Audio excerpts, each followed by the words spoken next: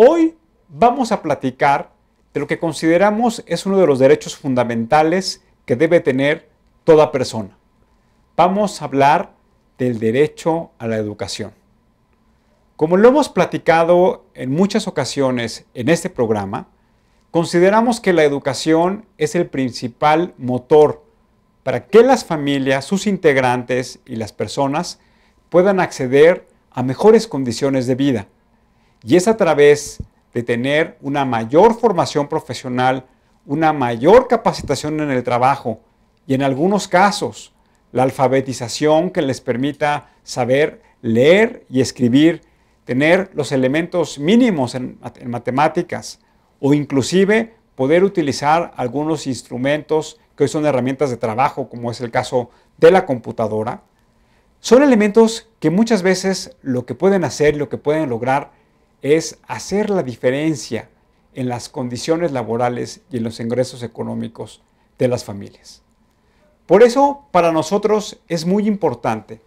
que en este programa sigamos trabajando y platicando con organizaciones de la sociedad civil para fomentar que el rezago educativo que hoy sigue viviendo en nuestro país, a pesar de los miles de millones de pesos, hoy México, por ejemplo,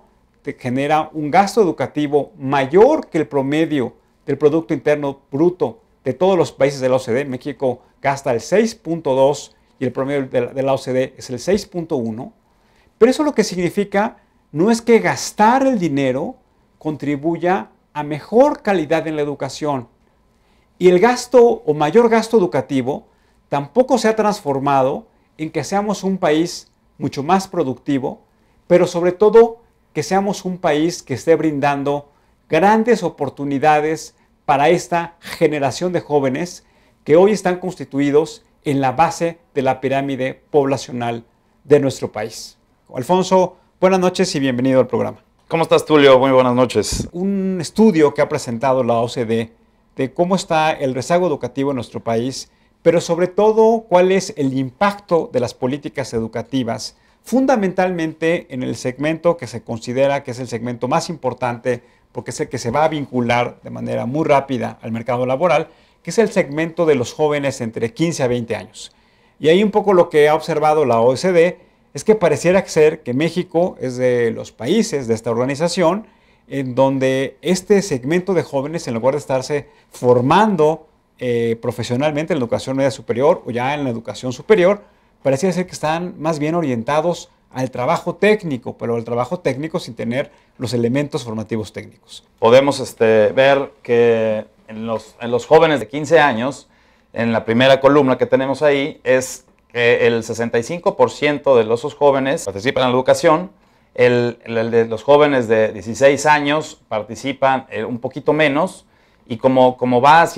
avanzando en la edad, se va reduciendo la participación de los jóvenes, y como notamos en la gráfica, el promedio, comparación de México contra los países promedio de la OCDE, pues sí tenemos una gran distancia. Sí, yo creo que esa es una de las características del estado de situación educativo del país, donde tenemos una alta deserción escolar. Y muchas veces se ha preguntado el Instituto Nacional de Evaluación Educativa, que es parte de la reforma educativa, cuáles son los factores que han contribuido para que estos niños, para que estos jóvenes tengan que salir de la escuela, y fundamentalmente es que las condiciones económicas de sus familias no les permiten que ellos estén en el aula. Y lo están dejando, Tulio, porque tienen la necesidad de ayudar a su familia a tener ingresos. Entonces, desertan la escuela y empiezan a trabajar, entonces empiezan muy temprano su vida laboral, y eso se ha convertido en un problema. Como lo dice la OCDE, ahí tenemos que México, en comparación con los países de la OCDE, es el de los países que más deserción escolar tiene y que más participación laboral tienen a edades muy jóvenes. Ahora, aquí cabe aclarar un punto que me parece que es muy importante. Estos jóvenes que están desertando de la escuela se están incorporando a trabajar, pero sobre todo en la economía informal. Y eso entonces lo que significa son tres cosas. Primero, a nivel país, que estos jóvenes no están contribuyendo al sistema de pensiones, y eso lo que quiere decir es que difícilmente van a poder garantizar una pensión mínima cuando concluyen su etapa laboral. En segundo lugar, que estos jóvenes pues están siendo subutilizadas su talento, su creatividad, su gran capacidad innovadora que pueden tener, porque México es un país de mexicanos, de personas talentosas, de jóvenes creativos. Entonces no se está explotando de manera formal en un sistema educativo esas características. Y el tercer elemento es que pues, hoy lo que vemos que la gran alternativa de estas personas que desertan, e insisto, es la economía informal. Y eso entonces no conlleva a que nuestro país eleve de manera importante los niveles de productividad que signifiquen generar mayor riqueza y que además vayan acompañados de políticas que distribuyan de manera mucho más equitativa la generación de esa riqueza. Lo que vemos es que en el caso de México, hoy la educación pública, sobre todo en lo que es el nivel primaria, en el nivel secundaria, en el nivel preparatoria, sigue sobre todo siendo el Estado mexicano, las escuelas públicas, las que atienden a estos jóvenes, pero llama mucho la atención que en el caso de la educación superior, es decir, ya en la universidad, ya más o menos está equilibrado lo que sería la participación de escuelas públicas y privadas. Eso habla de la responsabilidad que tiene el Estado mexicano de dar calidad en la educación, porque fundamentalmente nuestros jóvenes y nuestros niños se están educando en escuelas públicas y es ahí, insisto, la participación del Estado en donde debe ser de manera muy importante. Aquí lo relevante además de que en México el estudiante le dedica más tiempo en el aula, porque por eso decíamos que hay otros modelos educativos en donde se combina el tiempo en el aula con la práctica. Lo que me llama mucho la atención es que en la gráfica lo que podemos observar es que los profesores de primaria están dedicados exclusivamente al aula, es decir, correcto, no tienen ningún tipo de actividad y es contrastante. Si vemos en la gráfica, el profesor le dedica nada, ninguna hora a trabajar fuera del aula y en cambio en los países miembros de la OCDE 418 horas. Eso entonces lo que significa es que la experiencia de vida que tienen los profesores de primaria, secundaria y media superior, que es infinitamente superior a lo que tiene en México, permite darles una formación más integral a sus alumnos. Me parece que es muy importante de esta gráfica, que es lo que pueden ver nuestros amigos en color naranja, es el gran número de personas que están trabajando en la economía, puede ser formal o informal, pero que no están participando en el modelo educativo. Esa me parece que será la reflexión que tendríamos que estar viendo en este momento. Sí, es totalmente. Como lo vemos en la gráfica, pues estamos muy desfasados de lo que es el promedio de los países de la OCDE. Y llama la atención exactamente que las personas y los jóvenes que están fuera de la educación, pues están empleados y le están dedicando, como comentaba yo hace un rato, pues más tiempo al trabajo por una necesidad de la economía familiar que al estudio, que es una necesidad que puedan cubrir y que después ser mucho más productivos. Sí, creo que aquí también es importante que platicar con nuestros amigos, que en las últimas semanas ha habido una discusión en los gobiernos de los estados que también son corresponsables de instrumentar la reforma educativa. Uno de los elementos más importantes de la política pública en materia de educación es la evaluación del desempeño de los profesores. Y ha habido algunos estados en donde los congresos locales han dado marcha atrás en lo que sería la implementación de la reforma, de la evaluación a los profesores. Y yo creo que en este programa debemos de insistir. No puede existir una política pública exitosa si no existen indicadores que permitan medir cuál es el impacto real, ya sea favorable o desfavorable, de esa política. Nos acompaña una organización de la sociedad civil que lleva varios meses, algunos años trabajando, que se llama Construyendo y Creciendo, en la cual lo que se dedican fundamentalmente es a que trabajadores de la industria de la construcción, que muchas veces no saben leer ni escribir o no saben, por ejemplo, sumar y restar, pues darle la formación en el sitio de trabajo. Y es por eso que hemos invitado hoy a José Chabot, su presidente, al cual le agradezco mucho que nos acompañe. Muchas gracias, muchísimas gracias por la invitación y por el foro, Tulio, es un gusto. José, para iniciar, un poco me gustaría preguntar, ¿qué es para ti ser un buen ciudadano? Ser un buen ciudadano es, todos nacemos con diferentes oportunidades, pero todos nacemos con oportunidades y con cierta riqueza, ya sea riqueza material o emocional o de lo que sea. Y para mí ser un buen ciudadano implica el poder transmitir parte de esa riqueza que tenemos de vuelta a la sociedad para generar mayor riqueza en los otros. Así es como empezó Construyendo y Creciendo. Yo toda la vida tuve la oportunidad de estudiar en escuelas privadas, de prepararme mucho, y cuando estaba estudiando y trabajando al mismo tiempo me di cuenta que varios colegas con los que trabajaba, varios albañiles dentro de la construcción en la que trabajaba, no habían recibido las oportunidades que yo había recibido y teníamos que hacer algo para poder dar algo de vuelta de lo que yo tuve y beneficiar a estos trabajadores y darles una mejor formación. Ahorita nos diste una pincelada de cómo nació Construyendo y Creciendo. Me remonto,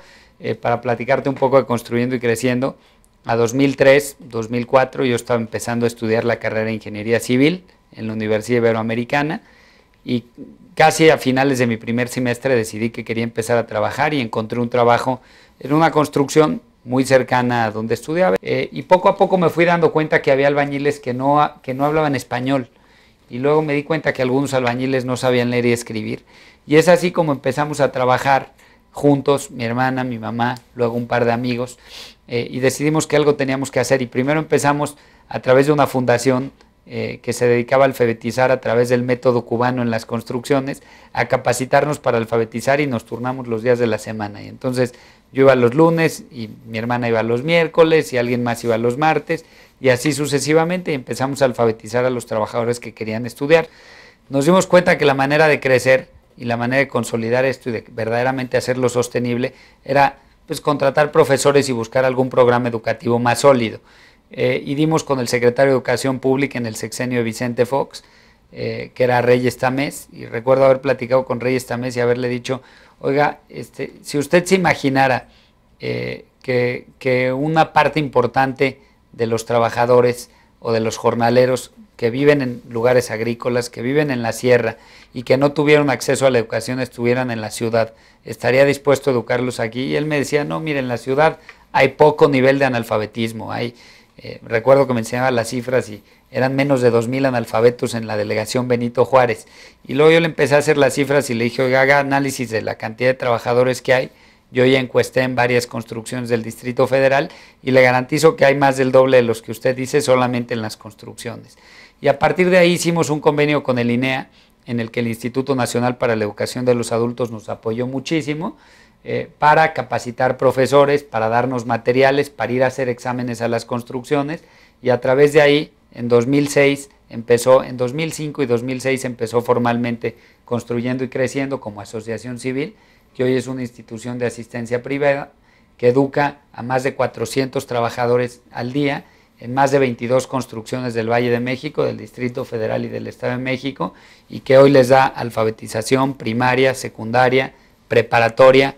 capacitación tecnológica, alfabetización tecnológica a través de programas del TEC de Monterrey y programas de desarrollo humano a través de la Universidad Iberoamericana. Un poco me gustaría preguntarte, José, ¿qué has platicado con estas personas que han concluido sus estudios, que se han alfabetizado, que han entrado al esquema de desarrollo humano del Ibero, que han entrado a las clases de computación en el TEC de Monterrey? ¿Cómo han modificado su desempeño dentro del propio trabajo en los que nos han contratado? ¿Cuáles consideras tú que han sido o que siguen siendo los obstáculos que te enfrenta esta fundación para que este modelo pueda ser un modelo expansivo, para que no solamente esté concentrado en la zona del Valle de México, para que empresarios que hoy nos estén viendo, amigos nuestros que se dedican al ramo de la construcción, realmente lo tomen como parte de su labor ciudadana, como parte de esta ética individual que lo que busca es que todos seamos mejores personas? Pues mira, te sorprenderás, pero el principal obstáculo que tenemos para educar a más trabajadores tiene que ver con el interés de los mismos trabajadores de entrar a estudiar. Nosotros entramos a construcciones de 400 o 500 trabajadores, en donde encuestamos al principio y nos damos cuenta que más de 450 de ellos, más del 90%, tiene rezago educativo, y a las aulas entran 30 o 35 trabajadores. O sea, a nosotros nos encantaría poder cubrir en las construcciones a las que entramos a dar cursos o a dar clases, un mayor espectro de los trabajadores que trabajan ahí, como para poder impactar a más de ellos. Sin embargo, lo que hacemos es hacer graduaciones dentro de las mismas construcciones, pedirle a los trabajadores que se gradúan que inviten a sus familias, que inviten a sus compañeros de trabajo, y así hemos ido rompiendo el paradigma de que pues sí se puede, de que el que quiere puede,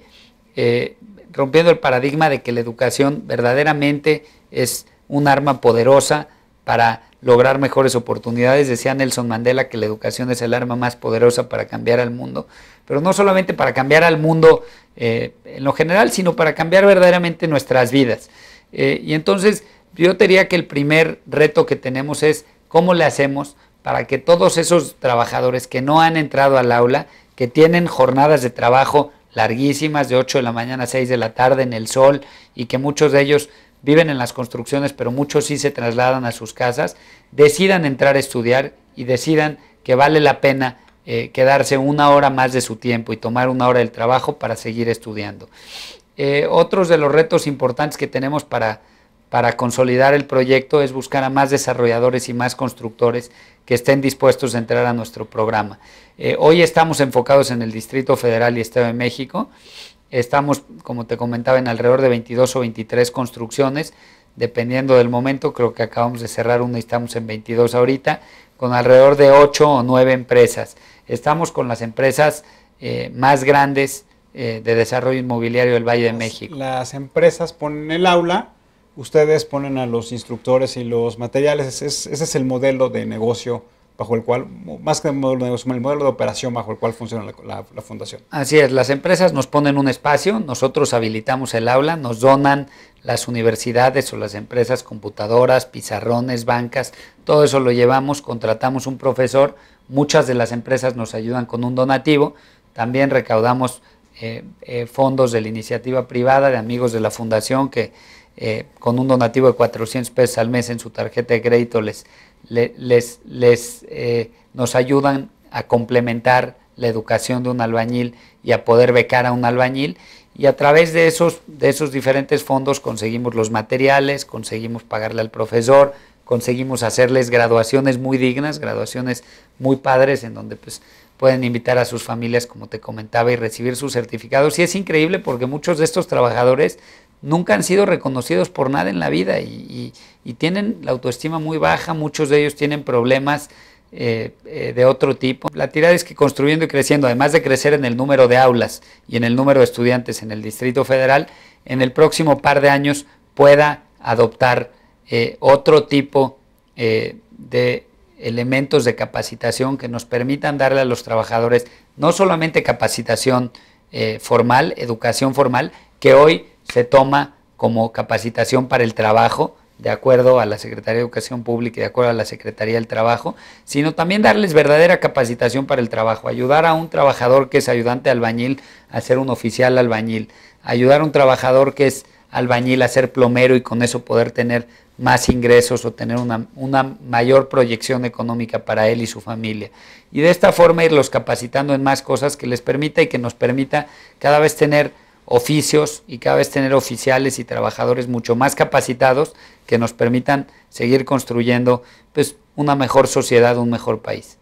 José, si estuviera en tus manos hacer una política pública para este segmento de la población, ¿qué propondrías? Creo que tenemos que resolver este problema de raíz para las próximas generaciones. ¿Cómo hacemos para que todos los jóvenes o los niños mexicanos reciban educación hasta secundaria o hasta preparatoria, pero primero hasta secundaria, y puedan tener una formación que les permita tener mejores herramientas para la vida? Y además que sea educación de calidad, porque nosotros lo que estamos haciendo es atender a todos esos chavos que el sistema bateó en la primaria o antes de la primaria y ni siquiera llegaron a la primaria y por eso son analfabetos, o en la secundaria. Pero si te has dado cuenta, tú lo que estás haciendo, la fundación, es que está resarciendo los errores del modelo educativo mexicano. Es correcto. Y pareciera ser entonces que con esa buena voluntad y con ese trabajo ciudadano, ustedes están reaccionando ante una necesidad que el sistema educativo no ha resuelto. Y esa me parece que es la parte más importante que deberíamos de trabajar desde la sociedad civil para que entonces la fundación vaya enfocando, como bien tú lo decías, a fortalecer las capacidades técnicas de estas personas. No solamente la alfabetización, porque eso, insisto, es una responsabilidad del Estado mexicano. Y como lo platicábamos al inicio del programa, el Estado mexicano gasta más en educación que Canadá y casi lo mismo que Estados Unidos. Así es. Ahora, pues, la solución es que mantengamos a nuestros niños en las aulas y que los mantengamos estudiando. Pero tenemos muchísimos trabajadores y vamos a seguir teniendo muchísimos trabajadores que cada año dejan la escuela antes de terminar la primaria, antes de terminar la secundaria y se van a trabajar. Para ellos creo que la mejor solución es darles capacitación en donde trabajan, en sus fuentes de trabajo y buscar alternativas para que entren a capacitarse, para que entren a estudiar y para que sean apoyados por las empresas o por los centros de trabajo en donde trabajan para seguir estudiando. Nosotros en Construyendo y Creciendo decidimos empezar por educación básica porque creemos que es básico para poder capacitarte en un oficio técnico, el poder primero saber leer y escribir o el poder primero haber terminado tu primaria o tu secundaria. Pero lo siguiente es darles capacidades y oficios técnicos. Y creo que México es mucho de lo que necesita. Tenemos un sistema de universidades pues, privadas y públicas que pues, definitivamente también tienen mucho en lo que trabajar, pero que funcionan para generar a muchos licenciados que a veces pues andan trabajando en cosas que realmente no tienen que ver con lo que estudiaron, que andan trabajando de taxistas o que andan haciendo otras cosas porque no hay suficientes empleos para ellos. Claro que ahí también hay que resolver ese tema, pero lo que necesitamos es muchos técnicos electricistas, técnicos en construcción, técnicos en temas de aeronáutica o en temas que tengan que ver con manufactura automotriz, José, que son de los temas que están... Se nos está acabando el tiempo, te agradezco mucho el trabajo ciudadano, agradecemos mucho el trabajo de Construyendo y Creciendo.